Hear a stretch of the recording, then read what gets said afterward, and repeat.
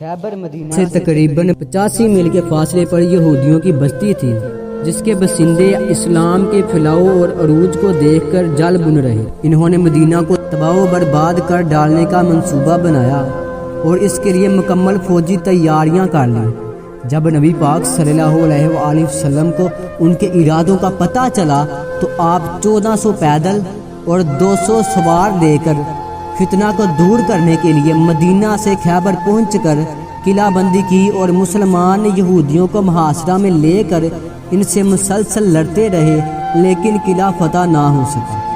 ان حالات کو دیکھتے ہوئے نبی پاک صلی اللہ علیہ وآلہ وسلم نے فرمایا کہ کل میں علم اسلام ایسے بہادر کو دوں گا جو مرد ہوگا اور بار بار کر حملہ کرنے والا ہوگا اور کسی حال میں بھی میدان جنگ سے نہیں بھاگے گا۔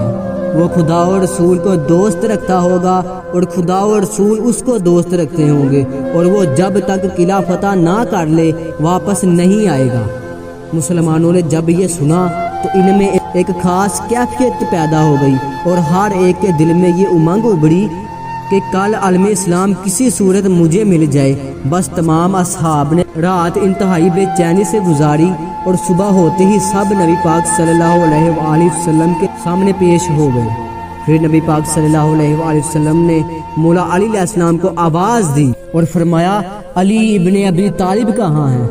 بس نبی پاک صلی اللہ علیہ وآلہ وسلم کی آواز مولا علی علیہ السلام کو پہنچی تو آپ نبی پاک صلی اللہ علیہ وآلہ وسلم کی خدمت میں حاضر ہوئے اور حضرت محمد مصطفیٰ صلی اللہ علیہ وآلہ وسلم نے حکم دیا کہ علی میدان جنگ میں جاؤ اور قلعہ کو فتح کرو۔ تو مولا علی علیہ السلام نے روانہ ہوتے ہی پوچھا، حضور کب تک لڑوں اور کب واپس آؤں؟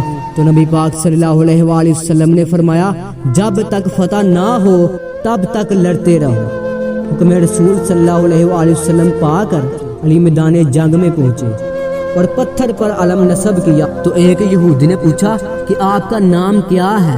تو مولا علی علیہ السلام نے فرمایا، علی ابن ابی طالب۔ تو اس یہودی نے اپنوں سے کہا کہ توریت کی قسم یہ شخص ضرور فتح حاصل کرے گا، کیونکہ اس قلعہ کے فاتح کے جو صفات توریت میں بیان کیے گئے ہیں وہ بالکل درست ہیں، اس میں سب صفات پائے جاتے ہیں۔ بس مولا علی علیہ السلام کے مقابلے کے لیے لوگ نکلنے لگے اور فنا ہونے لگے۔ سب سے پہلے حارث نے جنگ آزمائی کی اور 1-2 باروں ہی سے واصل جہنم ہوا۔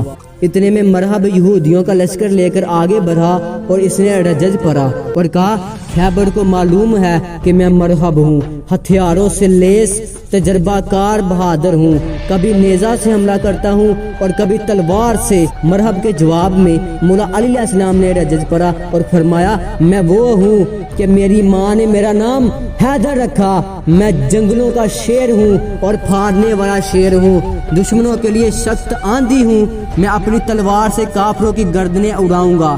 جب مرحب نے مولا علی علیہ السلام کا یہ تعارف سنا تو وہ واپس چلا گیا اور اس نے میدان چھوڑ دیا، جس کی وجہ یہ تھی کہ مرحب کی ماں نے اسے بچپن میں کہا تھا کہ جوان ہو کر ہر ایک سے لڑنا، لیکن جس کا نام حیدر ہو اس سے کبھی جنگ نہ کرنا، تمہاری موت حیدر کے ہاتھوں میں ہوگی۔ جب وہ واپس جانے لگا تو ابلیس لعین ایک یہودی عالم کی شکل بنا کر مرحب کے سامنے آیا اور کہا، مرحب کہاں جا رہے ہو؟ مرحب نے کہا، سامنے والے کا نام حیدر ہے، اس لیے واپس جا رہا ہوں، کیونکہ میری ماں نے کہا تھا جس کا نام حیدر ہوگا اس سے کبھی نہ لڑنا ورنہ مارے جاؤ گے۔ یہ سن کر ابلیس نے کہا، اگر یہ حیدر ہے تو پھر کیا ہوا؟ یہ تجھ کو زیب نہیں دیتا کہ تم میدان سے بھاگ جائے؟ اتنا بڑا بہادر ہو کر ناقص العقل عورتوں کی باتوں پر اعتماد کرتے ہو؟ تم اس کے مقابلے پر جاؤ اور عین ممکن ہے کہ تم اس حیدر کو جلد ہی شکست دو گے۔ ابلیس کی باتیں سن کر مرحب واپس پلٹ آیا اور مولا علی علیہ السلام سے کہا، ہم جنگ کریں گے۔ مرحب نے جوش میں آ کر مولا علی علیہ السلام پر حملہ کیا تو مولا علی علیہ السلام نے اس کے 3 بالے والے نیزے کے وار کو رد کر کے ذوالفقار کا ایسا وار کیا کہ مرحب کے سر سے لے کر سینے تک 2 ٹکڑے ہو گئے۔ مرحب کے مرنے سے اگرچہ ہمتیں ختم ہو گئی تھیں، لیکن جنگ جاری رہی اور انتر، ربی اور یاسر جیسے پہلوان آتے رہے اور موت کے گھاٹ اترتے رہے۔ آخر میں بھگدڑ مچ گئی۔ اس کے بعد مولا علی علیہ السلام نے خیبر کا دروازہ، جسے 40 آدمی حرکت نہ دے سکتے تھے، جس کا وزن 3000 من تھا، اپنے بائیں ہاتھ سے اٹھا لیا اور اس کے جھٹکے سے قلعہ میں زلزلہ آ گیا۔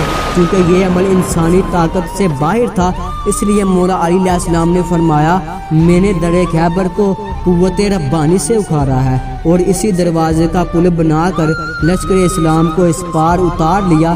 جب مکمل فتح کے بعد مولا علی علیہ السلام واپس تشریف لائے تو نبی پاک صلی اللہ علیہ وآلہ وسلم نے مولا علی علیہ السلام کا استقبال کیا اور سینے سے لگایا اور پیشانی پر بوسہ دیا اور فرمایا، یا علی، خدا و رسول جبرائیل و میکائیل بلکہ تمام فرشتے تم سے راضی و خوش ہیں۔